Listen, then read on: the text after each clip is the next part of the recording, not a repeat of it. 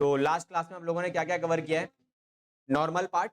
तो आज हम कवर करने वाले हैं डायरेक्ट एक्सपेंसेस के बारे में। लास्ट क्लास में समझाया था डायरेक्ट एक्सपेंसेस क्या होता है। देखो डायरेक्ट एक्सपेंसेस, एक खर्चा होता है डायरेक्ट खर्चा और एक होता है इनडायरेक्ट वाला खर्चा। तो डायरेक्ट खर्चा क्या होता है और इनडायरेक्ट खर्चा क्या होता है, इन दोनों के ऊपर हम लोग आज बात करेंगे और इनके ऊपर ही क्वेश्चंस हमारे कवर हो जाते हैं।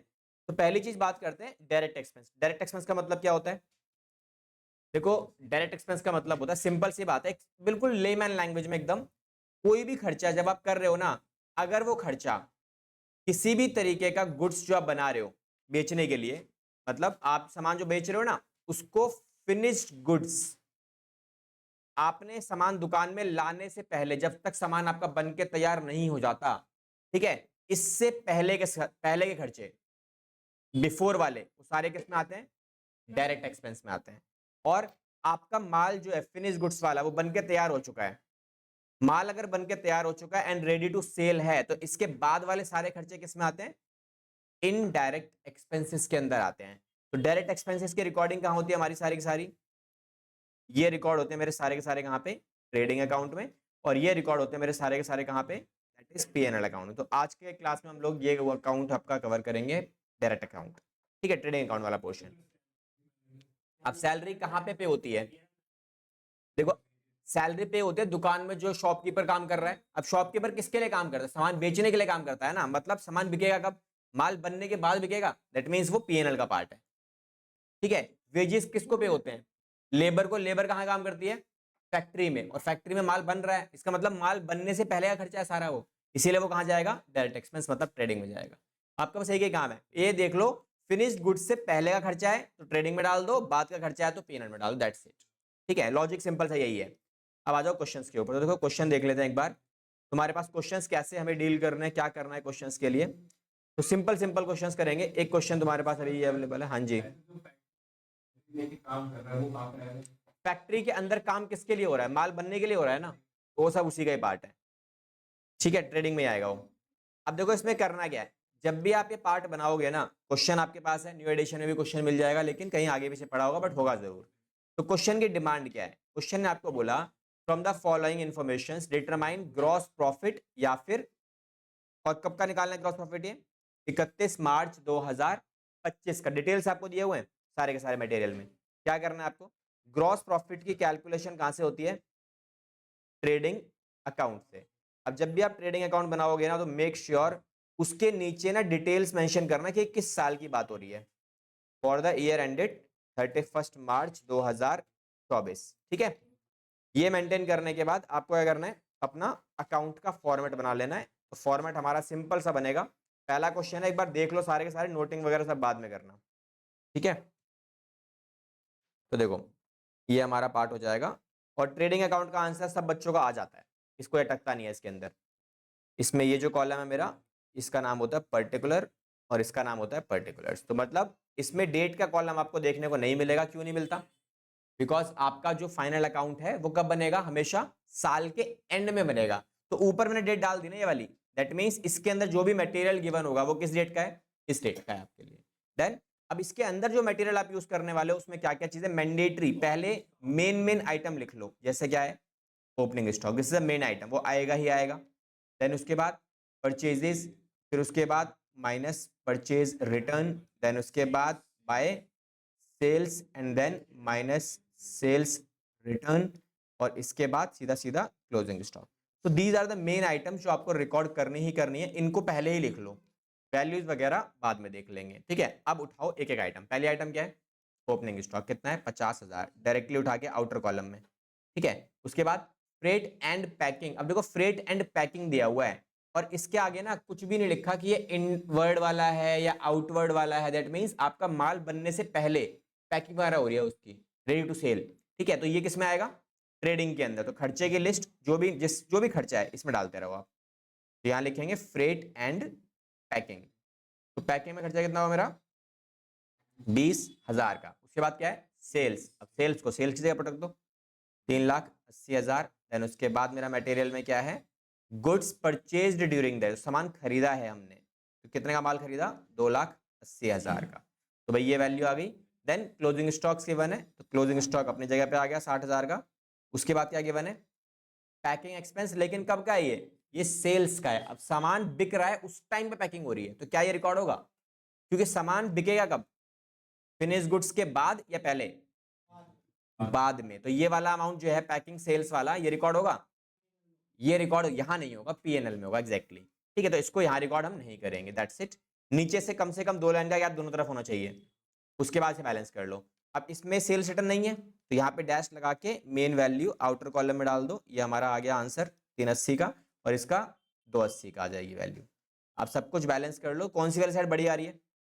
ये आ रही है 440, और ये छोटी बढ़ रही है मेरे पास, ठीक है, ये 3.5 लाख की आ रही है, तो ये आ गई मेरी 440।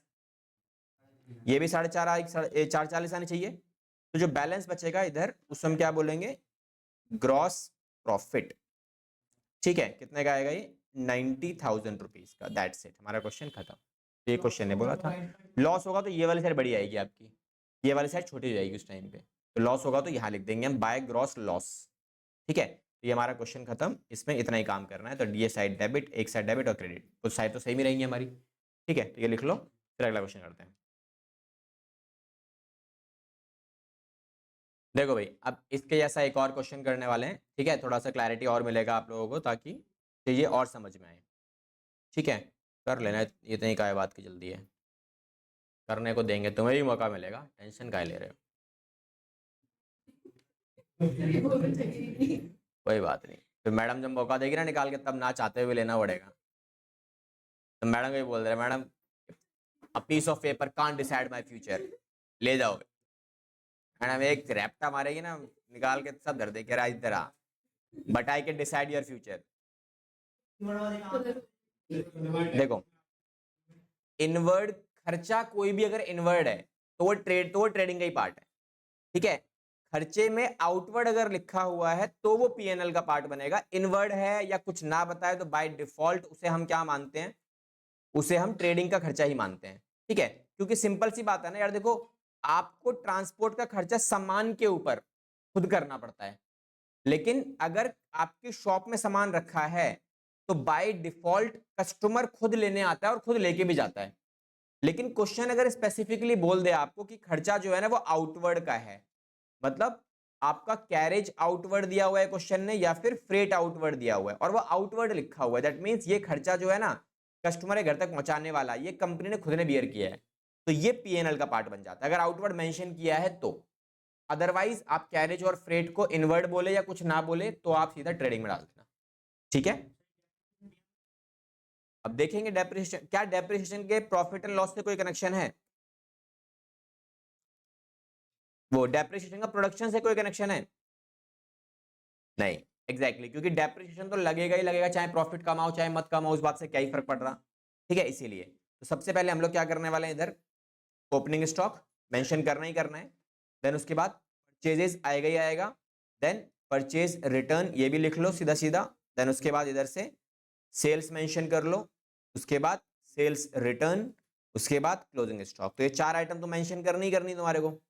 ठीक है, अब देखो जो जो गिवन है उठा के बस पुट करते जाओ, क्या क्या चीजें हैं हमारे पास ढूंढते रहो और लिखते रहो। क्या क्या आइटम है? पहली item opening stock, that is 33,000 rupees. उसके बाद क्या है मेरे पास? अगला है परचेजेस, तो परचेजेस इंटरनल कॉलम में लिखना हमेशा 29,000। सेल्स रिटर्न ये मेरे को गिवन है 500, तो इंटरनल कॉलम में सेल्स रिटर्न। देन सेल्स भी गिवन है उसके जस्ट नीचे 25,400 माइनस करके final value 24,900। Then purchase return भी मिल गया मुझे, तो 2400 रुपये का परचेज रिटर्न भी माइनस कर देते हैं, फाइनल वैल्यू 26,600 की आ गई। देन क्लोजिंग स्टॉक, तो क्लोजिंग स्टॉक का अमाउंट 57,700 रुपीज का ये भी आ गया मेरा। देन कैरेज के आगे देखो क्या लिखा है, इनवर्ड लिखा हुआ है, इनवर्ड है मतलब ट्रेडिंग का पार्ट है, तो नॉर्मली ट्रेडिंग में रिकॉर्ड कर लेंगे हम लोग। ठीक है, कैरेज इनवर्ड, तो ये हमारा कितने रुपए का आने वाला है? 100 रुपए के आसपास का। देन डेप्रिशिएशन एक ऐसा अमाउंट है जो आपके प्रोडक्शन से कोई लिंक नहीं रखेगा। ठीक है, प्रोडक्शन का खर्चा है तो हम कहाँ डालेंगे? ट्रेडिंग में डालेंगे, अदरवाइज नहीं डालेंगे। तो बस 2 आइटम थी, इसे बैलेंस करके मैनेज कर लो, फाइनल आंसर निकाल लो, कितनी वैल्यू आने वाली है वो आ जाएगी तुम्हारे पास। ये आएगा तुम्हारे पास 82,600, ये भी सेम आएगा 82,600। Now the balancing figure should be the gross profit, because ये साइड छोटी पड़ रही है आपकी। यहाँ लिखेंगे ग्रॉस प्रॉफिट कैरेट डाउन 22,000 900 रुपए की फाइनल अमाउंट, इसमें से सबको प्लस करके माइनस कर दो तो मेन आंसर आपका आ जाएगा 22,900 रुपए का। ठीक है, चलो ये देखो, फिर एक अच्छा सा क्वेश्चन करेंगे, इसके ऊपर एक क्वेश्चन दूंगा निकाल के, उससे पहले एक छोटा सा पॉइंट बताना पड़ेगा आपको, हालांकि मैंने लास्ट क्लास बता दिया था वो वाला पॉइंट, ये रिकॉल कर लेंगे। ठीक है, पहले ये देख लो सारे।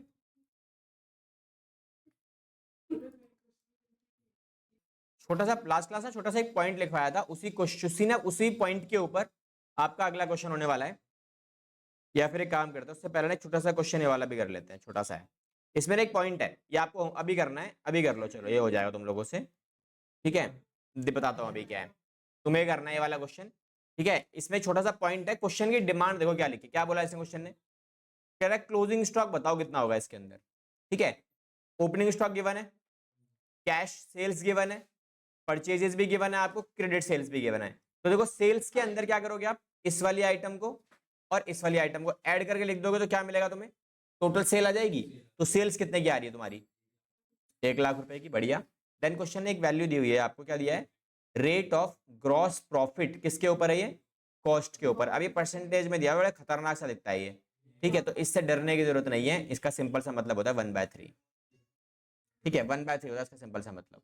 ठीक है, ऐसा क्यों होता है, बिकॉज देखो इसका सिंपल सा मतलब क्या है, ये ऐसे होगा और परसेंटेज लगा हुआ है, तो परसेंटेज कहाँ चला जाता है, नीचे आएगा, 100 से 100 कट गया तो बचा कितना, 1/3, सिंपल हो गया ना। अब देखो क्वेश्चन ने क्या बोला, क्वेश्चन ने बोला कि भाई जो ग्रॉस प्रॉफिट है ना, मेरा ग्रॉस प्रॉफिट है वो कितना है, वो कितना है, कॉस्ट का 33% ये परसेंटेज दिया हुआ, दैट मींस 1/3 किसका है, ये 1/3 है किसका, कॉस्ट का, जो भी कॉस्ट है मेरी। अब अगर 1/3 कॉस्ट का है तो मुझे अगर इसे कन्वर्ट करना पड़े सेल्स के ऊपर तो मैं क्या करूंगा। अब उसके लिए मुझे ना ये पढ़ना आना चाहिए, ये क्या लिखा है, ये क्या है, 1/3, इसमें 1 जो है वो क्या है और 3 जो है वो क्या है ना। मैथमेटिक्स से क्या बोले, 1 आपका नोमिनेटर है, ये डिनोमिनेटर है, सिंपल सी बात है, इतना तो समझ में आता है। बट लॉजिकली बात की जाए इसका मतलब क्या होता है, इसका मतलब सिंपल सा है कि अगर मेरा कॉस्ट 3 रुपए की है, कॉस्ट 3 रुपए की है, तो प्रॉफिट कितने रुपए का है, 1 रुपए का, सिंपल सी बात है। अब ये ऐसा क्यों बोला उसने, क्योंकि ये भी कॉस्ट है और ये भी कॉस्ट है, दैट मीन्स कॉस्ट के ऊपर मेरा प्रॉफिट कितने रुपए का है, 1 रुपए का है। अब अगर मुझे सेम चीज को सेल्स के ऊपर कन्वर्ट करना हो तो कैसे होगा, अगर यहां देखो मैं एक बात सिंपल सी बात बोलता हूं, मैंने आपको बोला कि मैंने कोई सामान खरीदा, ठीक है, 100 रुपए का, ठीक है, मैंने उसे मार्केट में सेल कर दिया कितने का, 120 रुपए का, तो यहां प्रॉफिट कितना हुआ, सिंपल है, 20 रुपए का प्रॉफिट हुआ। अब इस पर्टिकुलर सिनेरियो में मैं आपको दो सिचुएशन दे रहा हूं, मैं आपको बोलता हूं कि भाई मैंने प्रॉफिट कितना कमाया, मैंने प्रॉफिट कमाया, पहले मैं अपने इस प्रॉफिट को कंपेयर करूंगा कॉस्ट के साथ। ठीक है, मैं क्या बोल रहा हूं, मैंने कमाए 20 रुपए, कितने खर्च करके, 100 रुपए खर्च करके, दैट मींस मैंने क्या किया, मैंने अपने प्रॉफिट को कॉस्ट से कंपेयर किया। ये क्लियर है, 20 रुपए का प्रॉफिट कमाया कितने पे, 100 रुपए खर्च करके, मतलब कॉस्ट पे। अब अगर मैं इसको थोड़ा सा घुमा दूं, मैं क्या बोल रहा हूं इस बार, मैं बोल रहा हूं मैंने 20 रुपए कमाए 120 का माल बेच के, दैट मींस इस बार मैंने अपने प्रॉफिट को किससे कंपेयर किया है, सेल्स से कंपेयर किया है। तो यहां पर और यहां पर कोई सिमिलरिटी नजर आ रही है आपको, ये भी सेल है, तो यहां पर प्रॉफिट अगर 1 रुपए का है तो सेम सिचुएशन में प्रॉफिट यहां भी सेम ही रहेगा ना, 1 रुपए का। लेकिन नीचे मुझे क्या बनानी, यहाँ पे कॉस्ट है, ये भी कॉस्ट है, ये सेल है तो यहाँ भी सेल बननी चाहिए ना, सेल कैसे बनेगी, यहाँ पे सेल्स कैसे आएगी नीचे, सेल्स कैसे बनती है, सेल्स का सिंपल सा फॉर्मूला होता है ना, कॉस्ट प्लस प्रॉफिट। तो कॉस्ट कितने का तुम्हारा, 3 रुपए का, प्रॉफिट कितने का है, 1 रुपए का। तो मैं अगर इसको ऐसे बोल दूं कि भैया मैंने माल जो बेचा है उस पर 1 रुपए कमाए, लेकिन कितने का बेचा है वो, 4 रुपए का बेचा है। अब जीपी निकाल लोगे आप, इस वाले सिनेरियो में जीपी निकाल लोगे, कैसे निकलेगा, देखो जीपी में क्या देखो दो रिलेशन है मेरे पास, एक रिलेशन 1/3 कॉस्ट पे और एक रिलेशन है 1/4 सेल्स पे। तो आपको कॉस्ट और सेल्स में से क्या पता है क्वेश्चन के अंदर, इसमें इसके अंदर कॉस्ट या फिर सेल्स में से आपको क्या पता है, सेल्स पता है ना, तो सेल्स कितने की है 1/4 इंटू कितना 60 प्लस 40, तो सेल्स कितने की है मेरी 1 लाख की। दैट मीन्स मेरा प्रॉफिट कितना हो गया 25,000 का प्रॉफिट हो गया, ग्रॉस प्रॉफिट आ गया। अब अगर मेरा ग्रॉस प्रॉफिट आ गया है तो मैं अपने पास क्लोजिंग स्टॉक निकाल सकता हूं। ओपनिंग स्टॉक कितना है यहां लिख लेंगे, ओपनिंग स्टॉक कितना है मेरा 20,000 का। देन उसके बाद कैश सेल्स, तो मतलब सेल्स में लिख लेंगे सारी वैल्यूज, तो सेल्स कितनी है मेरी 1 लाख रुपए की। सेल्स रिटर्न गिवन नहीं है इसलिए मैंने इसको डायरेक्टली बाहर डाल दिया।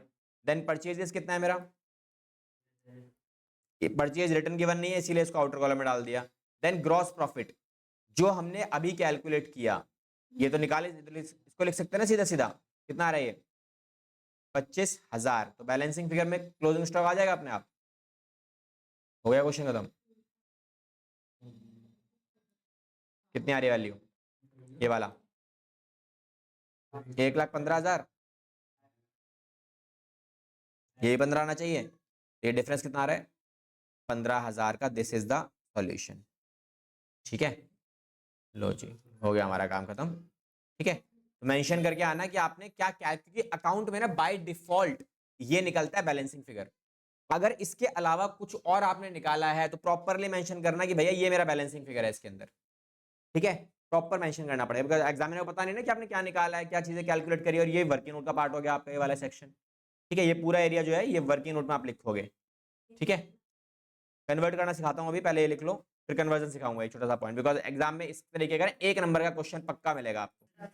ओके, ये आपका प्रैक्टिस क्वेश्चन है। ठीक है, those who have done the previous question, इस क्वेश्चन को सॉल्व करो, और क्वेश्चन की डिमांड यहाँ पर भी सेम है, कैलकुलेट ग्रॉस प्रॉफिट या फाइंड आउट ग्रॉस प्रॉफिट। आपको ग्रॉस प्रॉफिट की कैलकुलेशन करनी है कि ग्रॉस प्रॉफिट कितना होगा हमारे पास। ठीक है, क्वेश्चन नंबर 5 है, क्या हुआ हाँ अबे आंसर दे रखा है, निकाला कैसे वो बनाना पड़ेगा ना अकाउंट, प्रिपेयर ट्रेडिंग अकाउंट। हाँ जी, ग्रॉस प्रॉफिट ट्रेडिंग अकाउंट से ही निकल के आता है। ट्रेडिंग अकाउंट बनाओ और निकालो वैल्यू कितनी आएगी। चलो देखते हैं इसको, सबका हो गया है तो अच्छी बात है, नहीं हुआ है तो एक बार क्रॉस वेरीफाई कर लो। ठीक है, कैसे कैसे करना है, तो जो भी ईयर एंडेड मेरे पास अवेलेबल है इसका वो मेंशन कर लेते हैं। क्वेश्चन में अगर गिवन है ईयर एंडेड अच्छी बात है, नहीं गिवन है तो आप क्या करोगे 2020 ऐसे डैश डैश लगा के छोड़ देना, तो ये आपको थोड़ा सपोर्ट मिल जाता है कि यहाँ चीज़ें गिवन नहीं है तो हमारी गलती नहीं है, हमने लिखा है। ठीक है, अब आ जाओ बैलेंस पे।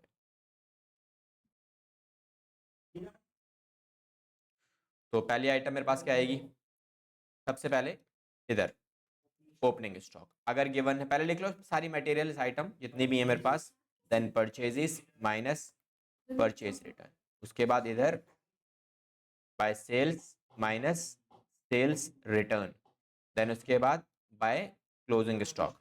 ठीक है, अब देखो क्या बन गया है, ओपनिंग स्टॉक गिवन है क्वेश्चन में तो डायरेक्टली रिकॉर्ड कर लेंगे 3 लाख रुपए का, क्लोजिंग स्टॉक भी गिवन है तो ये भी डायरेक्टली रिकॉर्ड हो जाएगा 2,80,000 का। देन उसके बाद परचेजेस गिवन है, इंटरनल कॉलम में लिखो परचेजेस का वैल्यू 8,50,000 रुपए का।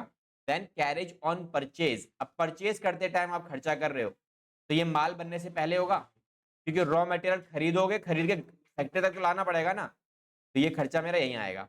देन उसके बाद कैरेज ऑन सेल से, माल बेचते टाइम आपने खर्चा हुआ है, तो माल बेचते टाइम मतलब प्रोडक्शन हो चुका है, तो ये हमारे किसी काम का नहीं है। ऑफिस का रेंट, ऑफिस जहाँ है उसका प्रोडक्शन से कोई कनेक्शन नहीं है तो ये भी रिकॉर्ड नहीं होगा। ठीक है, बस अब सेल्स कितनी है मेरी, सेल्स रिकॉर्ड कर लेंगे, तो टोटल अमाउंट सेल्स का है 14,07,000 रुपीज का। सेल्स रिटर्न गिवन नहीं है, इसे बैलेंस कर लो। फाइनल वैल्यू लास्ट में 2 लाइन छोड़ के बैलेंस कर देना, कितनी वैल्यू आ रही है 16,87,000, ये भी आएगा 16,87,000 रुपीज। देन उसके बाद नेक्स्ट ग्रॉस प्रॉफिट बचेगा, अब ग्रॉस प्रॉफिट जो बचेगा वो हमारा main answer, that is 5,14,000 rupees. ठीक है, चलो नेक्स्ट क्वेश्चन, क्वेश्चन नंबर 6। अब इसमें छोटा सा पॉइंट है जो मैंने आपको लास्ट क्लास लिखवाया भी था, समझा देता हूँ या फिर लिखवा देता हूँ आपको ना। देखो एक छोटा सा पॉइंट था जो मैंने आपको प्रीवियस क्लास में भी लिखवाया था, इसको नेक्स्ट पेज पे ले लेते हैं, क्वेश्चन पे आ जाओ, वो तो कर ही लेना, हो ही जाएगा, अभी भी देखेगा। देखो मैंने एक छोटा सा पॉइंट बताया था आपको, ट्रायल बैलेंस में वो आप ट्रेडिंग में क्या रिकॉर्ड करते हो, क्लोजिंग स्टॉक आता है, तो क्लोजिंग स्टॉक की जो वैल्यू है ना वो बिल्कुल बराबर होती है किसके, एक होती है बुक वैल्यू। बुक वैल्यू मतलब हमारे हिसाब से हमने जो सामान खरीदा वो कितने का खरीदा था, तो वो जो वैल्यू होती है उसमें क्या बोलते हैं, बुक वैल्यू, बिल के हिसाब से। या फिर हम उसको ले सकते हैं क्या, मार्केट वैल्यू। मतलब क्लोजिंग स्टॉक जो है ना वो इन दोनों में से किसी भी वैल्यू पर रिकॉर्ड हो सकता है, लेकिन हम एग्जैक्टली किसी एक वैल्यू को लेंगे ना, तो वो वैल्यू कौन सी होगी, वो वैल्यू होती है इन दोनों में से जो भी लोअर रहेगा, विच एवर इज लोअर। ठीक है, अगर ये लोअर है तो हम इसको रिकॉर्ड करेंगे एज ए क्लोजिंग स्टॉक, और अगर मार्केट वैल्यू लोअर आ रही है तो उसे रिकॉर्ड करेंगे। क्यों बताया मैंने आपको कि इस क्वेश्चन के अंदर देखो स्टॉक दे रखा है 1 अप्रैल 2023 का, हमारा ईयर एंड कब हो रहा है, 2024 में, मतलब हमारा साल शुरू कब हुआ होगा, ये 2023-24। तो जो भी मटेरियल यहाँ पे 1 अप्रैल 2023 का गिवन है उसे हम क्या बोलेंगे, that is my opening stock. और जो भी वैल्यू यहाँ पर 31 मार्च 2024 में गिवन है वो मेरे लिए क्या है, दैट्स अ क्लोजिंग स्टॉक। अब क्लोजिंग स्टॉक को ध्यान से देखो, यहाँ लिख के दिया हुआ है, क्या लिखा है, स्टॉक ऑन 31 मार्च 2024 कितने का है, 1,30,000 का। अगर ये लाइन, ये वाली लाइन अगर क्वेश्चन में गिवन ना होती तो मेरा क्वेश्चन बिल्कुल सिंपल था, आप आराम से कर लेते। अभी के लिए क्वेश्चन ने क्या बोला, कह रहा है नेट रियलाइजेबल वैल्यू मतलब मार्केट वैल्यू, हमारे हिसाब से हमारा स्टॉक कितने का है, 1,30,000 का, इसे हम क्या बोलेंगे, this is the book value. लेकिन इसी स्टॉक का जो मार्केट प्राइस है ना कब का, 31 मार्च 2024, इसी की बात कर रहा है, क्लोजिंग स्टॉक का जो मार्केट प्राइस है वो कितना है, 1,20,000 का। तो हम कौन सा रिकॉर्ड करें, ये वाला या फिर ये वाला, कौन सा रिकॉर्ड करेंगे, दोनों में से जो भी लोअर प्राइस है, इसका मतलब हमारे लिए ये वाला काम का है, ये वाला हम रिकॉर्ड नहीं करेंगे। डन, बनाओ इसका ऑपरेटिव ट्रेडिंग अकाउंट बनाओ, इसका निकालो ग्रॉस प्रॉफिट। अरे बैलेंस कर दे भाई, सिंपल सा, ये वाली साइड कौन सी कितनी आ रही है, टोटल ये आ रहा है, टोटल आ रहा है, इसमें से इन दोनों को प्लस कर ले, इस तरफ जो वैल्यू आ रही थी, ठीक है, सबको प्लस करके जो बैलेंस बचेगा ना, बैलेंसिंग फिगर ये माइनस करके ये आ जाएगा, सिंपल बैलेंसिंग फिगर किया है। ठीक है, अभी के लिए वाला क्वेश्चन निकालो, ये वाला क्वेश्चन है, इसने 2,30,000 लिख रखा, मैं वही सोच रहा था, अच्छा इतना ज्यादा हो रहा है। हाँ, तो यहाँ समझा रहा हूँ तो उस टाइम दिमाग का है। हाँ जी, परचेज रिटर्न, देखो मैंने 2-3 चीजें पहले भी सिखाई थी आपको। सेल्स रिटर्न के दो नाम होते हैं, एक नाम होता है सेल्स रिटर्न और एक क्या होता है, रिटर्न इनवर्ड। रिटर्न का मतलब क्या होता है, वापस, इनका मतलब क्या होता है, अंदर। तो अंदर क्या वापस आएगा, जो बेचा होगा, दैट मींस सेल्स रिटर्न। और रिटर्न आउटवर्ड का मतलब क्या होता है, रिटर्न का मतलब क्या हुआ, अंदर, और आउट का मतलब क्या हुआ, बाहर। तो बाहर क्या जाएगा, जो खरीदा होगा, दैट मींस परचेज रिटर्न। तो ये परचेज रिटर्न का नाम हो गया दूसरा वाला आपका। तो इस तरीके से आप याद रख सकते हो, इन और आउट। ठीक है, चलो इसका ट्रेडिंग अकाउंट बनाओ।